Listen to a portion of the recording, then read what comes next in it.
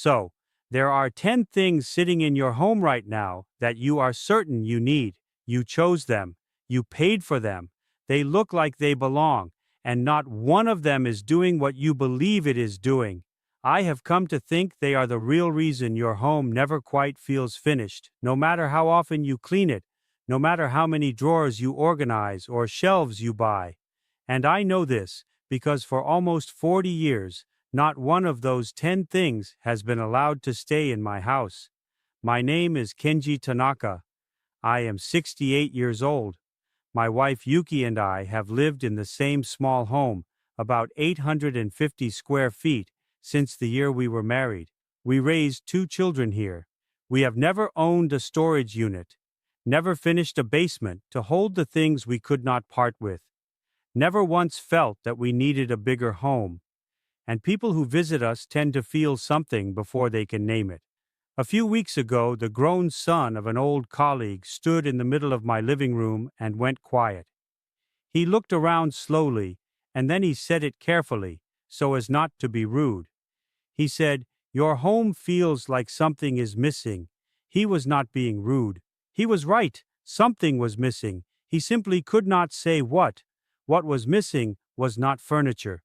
The room has a low table, 2 cushions, a shelf with a few books, a plant by the window, a scroll of my father's handwriting on the wall. It is a room where 2 people have lived for 38 years. What was missing was the noise, the quiet hum of too many things that most homes carry without anyone noticing, the way you stop hearing a refrigerator until the moment it finally switches off. He had walked into a room where that hum had been switched off, and his body noticed before his mind did. And I should be honest with you before I go any further, because I think the word is already forming in your mind. I am not a minimalist. I do not own a single book about it. I am simply a man who grew tired, a long time ago, of stepping around things in his own house that had stopped earning their place. So let me name the 10 things that are not here. Some I removed years ago, some I never allowed in. And the real reason they are gone is not the reason most people think. Stay with me, because the last one is the one that took me the longest to understand. I will start in the kitchen, because that is where it is easiest to see. If you opened the drawers in my kitchen, you would find 1 good knife, 1 cutting board, 1 pot for rice and 1 pot for soup, 1 pan, 1 kettle, not one of each because we could not afford a second. 1 of each because 1 is enough. I have visited kitchens in other countries where a single drawer holds 3 spatulas, 4 wooden spoons, and a separate tool for every small task that a knife in a steady hand has always done. I do not say this to mock anyone. I say it because I have watched my wife cook in this kitchen for nearly 4 decades, somewhere close to 40,000 meals if you sit down and count it, and not once has she reached for a tool she did not have. The drawer of clever gadgets does not make cooking easier. It makes cooking feel like a thing you need equipment for, when really you need a knife, a flame, and your attention. Every duplicate you own is one more object to wash, to store, to move out of the way, to find the one you actually use. The same is true of the closet, and here it is my wife who set the rule, not me. Yuki says that a piece of clothing which hangs through all 4 seasons without once being worn is no longer clothing. It has become storage.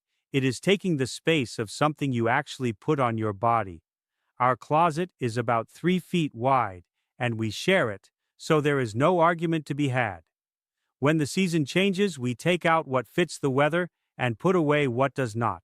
And if something new must come in, something old must leave the home entirely. I understand this is harder for people with large closets, and I want to be fair about that. When you have room, the unused clothes do not confront you. They hide in the back, behind the things you reach for every morning, and you forget they are there. But they are there, and a closet that is full of clothes you do not wear feels heavier than it should every single time you open it, even if you cannot say why. Once each season, Yuki walks slowly through the whole house, and one of the things she does is open every shelf and cabinet and remove anything that has passed its date. The medicine that expired 2 years ago, the jar at the back of the pantry, the bottle in the bathroom that has separated and gone strange. She is not a wasteful woman, she is the opposite, and so I want to be careful how I say this.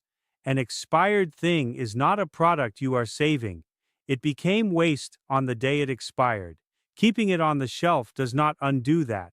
It simply means you are storing waste and calling it a supply, and every time you open that cabinet, your eye passes over it and a small part of your mind files it under things I should deal with. 20 minutes, once a season, and every shelf in the house feels lighter.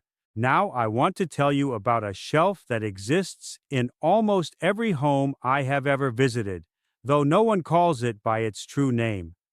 I think of it as the guilt shelf. It is where the exercise machine sits with laundry draped over it. It is where the box of supplies from the hobby you began with such excitement and abandoned 3 weeks later has been waiting for years. These things are not like the others. A duplicate spatula is just clutter. But the guilt shelf does something worse than take up space. It drains you a little every time you walk past it, because each object on it is a quiet accusation about the person you told yourself you were going to become and did not. You keep it because throwing it away feels like admitting the plan is dead, but the plan is already dead. The object did not keep it alive, it only kept the guilt alive. And here I want to say something that people misunderstand about the way I was raised. We have a word motenai, and people outside Japan often think it means you must never throw anything away. That is not what it means. It means waste is shameful.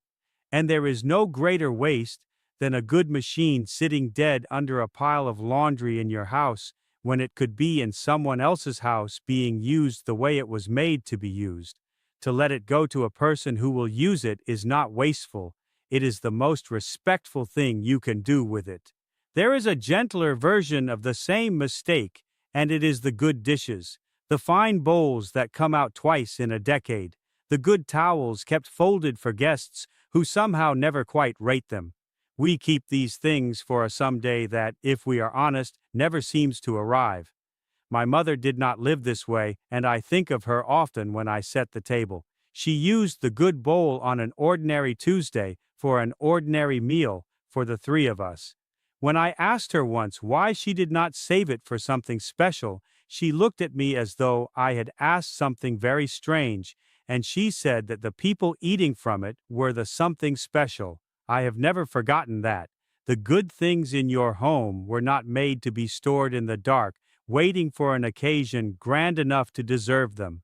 The occasion is that you are alive and you are using them. Someday is the most expensive word in any house because the price of it is a lifetime of never quite touching the things you love most. And that brings me to the hardest one.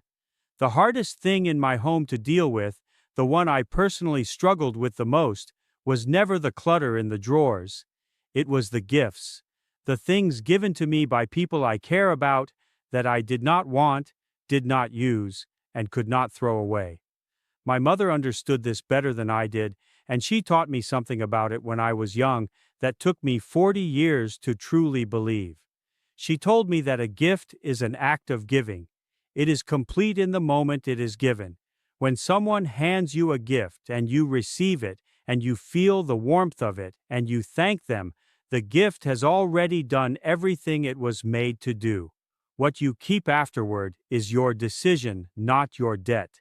If the object is useful to you, keep it and enjoy it. If it is not, you may let it go, and you have dishonored no one because the giver gave you a feeling, not a contract to store an object forever. I did not believe this for most of my life. There was a vase. A colleague gave it to me when I retired, a ceramic vase he had clearly chosen with care, and it did not suit anything in our home, and I did not like it, and it sat on a shelf for 3 years. Every time I dusted it, I thought about my colleague, and I felt that to remove it would be to throw away the friendship itself. Then one evening, Yuki, who misses nothing, asked me a simple question.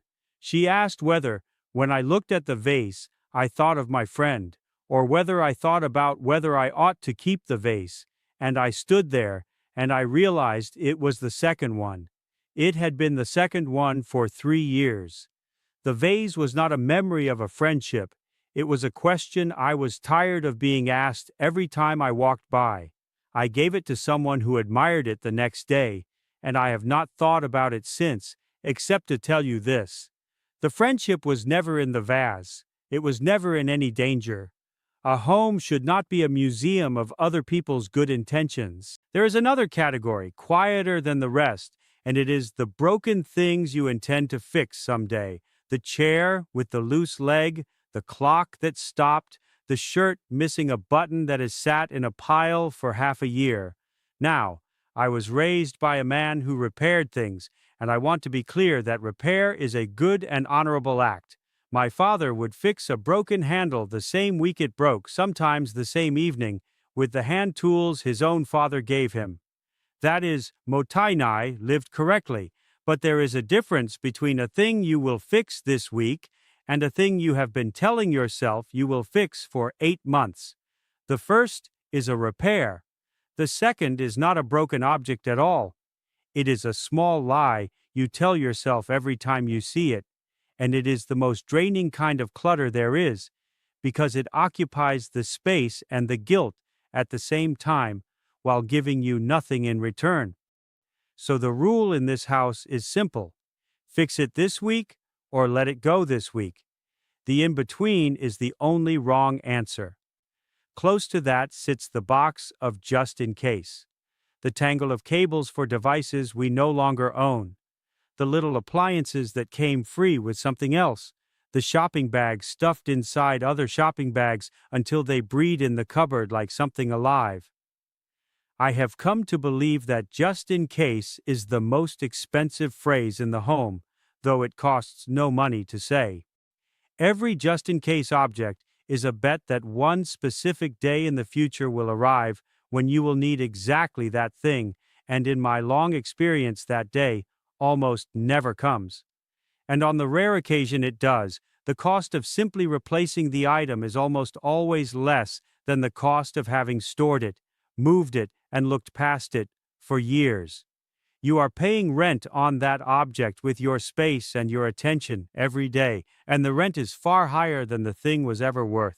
The last of the ordinary things is the one that hides in plain sight because it looks like decoration, the small figurines, the decorative bowl that holds nothing, the ornaments on a shelf that exist only to be looked at and that no one has actually looked at in years. I want to be careful here because I am not telling you to live in a bare white box. My home is not bare. There is my father's calligraphy on the wall. There is a small, clumsy dish my daughter made at school when she was 7, which I would not trade for anything in the world.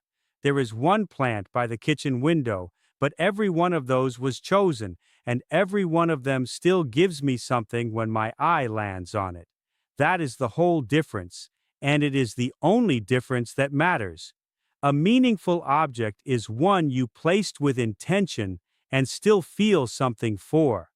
Clutter is an object that arrived by accident and that you stopped seeing long ago. If you have 10 things on a shelf, you must dust 10 things and you see none of them. If you have 3, you dust 3 and you actually see them. We call the empty space around a thing ma. And it is not nothing. The space is what allows you to notice the thing at all.